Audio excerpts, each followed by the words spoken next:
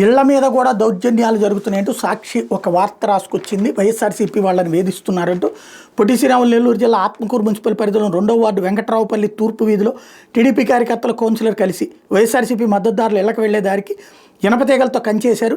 ఏళ్ల తరబడి అందరూ రాకపోకలు సాగించి ప్రభుత్వ స్థలంలో కంచె వేయడం ఏంటని ప్రశ్నిస్తే దౌర్జన్యానికి పాల్పడుతున్నారని బాధితులు వాపోతున్నారు. తూర్పు వీధిలో నివసిస్తున్న యనమాల రమణయ్య, కిలారి పుల్లయ్య, పెంచలయ్యల కుటుంబాల వాళ్ళు వైఎస్ఆర్సీపీ మద్దతుగా ఉంటారు. ఈ నేపథ్యంలో కూటమి ప్రభుత్వం అధికారంలోకి వచ్చినప్పటి నుంచి ఆ 3 కుటుంబాల వాళ్ళు ఉపయోగించే దారి తమదంటూ టీడీపీకి చెందిన దొగుమాటి పెంచలరెడ్డి, కౌన్సిలర్ శివకోటారెడ్డి, పద్మారెడ్డి, పుల్లారెడ్డి తదితరులు నిత్యం వాదులాడుతున్నారు.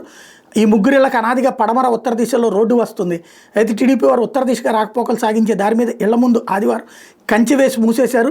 ఈ విషయం మీద బాధితులు గత వారమే సీఐ గంగాధర్కి ఫిర్యాదు చేస్తే ఆయన పరిశీలించి కంచె వేయొద్దని టీడీపీ వర్గీయులకి చెప్పారు. అయితే 2 రోజుల క్రితం టీడీపీ పట్టణ పార్టీ అధ్యక్షుడితో మాట్లాడిన స్థానిక నాయకులు ప్రభుత్వం మాది కంచేస్తున్నాం, మీ ప్రభుత్వం వచ్చినప్పుడు తొలగించుకోండి అంటూ బెదిరించి కంచె ఏర్పాటు చేసినట్టు బాధితులు చెప్పారు. విషయం మీద సోమవారం ఆర్డీఓ కలెక్టర్ దృష్టికి తీసుకెళ్లనున్నట్టు బాధితులు చెప్పారన్నట్టు వార్తని హైలైట్ చేసింది.